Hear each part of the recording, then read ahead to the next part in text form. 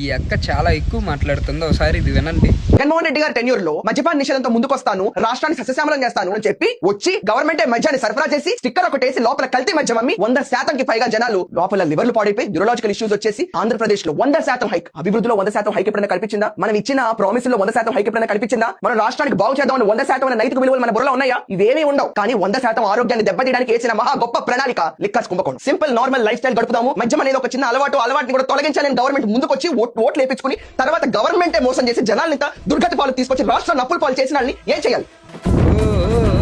చాలా ఎక్కువ మాట్లాడుతున్నావు, నువ్వు తగ్గించుకో. ఇప్పుడు ఎలా ఉందంటే అలా ఉంది. ఎవరి పాలనలో ఎక్కువ, ఎవరు వైన్ షాపులు పెట్టారు, ఎవరు ఎంత మందు అమ్ముతున్నారో నీకు అసలు తెలుస్తుందా? ఎక్కడో ఉండేదో మాట్లాడదాం అనుకుంటున్నావేంటి? నువ్వు వచ్చి ఒకసారి తెలుసుకో. జగనన్న పాలనలో మందు షాపులు ఎక్కువ ఉన్నాయా, లేకపోతే మన కూటమి పార్టీ ఉన్న పాలనలో మందు షాపులు ఎక్కువ ఉన్నాయా, అది తెలుసుకొని మాట్లాడు. అంతేగాని ఎక్కడో ఉండి ఏదో మాట్లాడదాం అనుకుంటున్నావేంటి?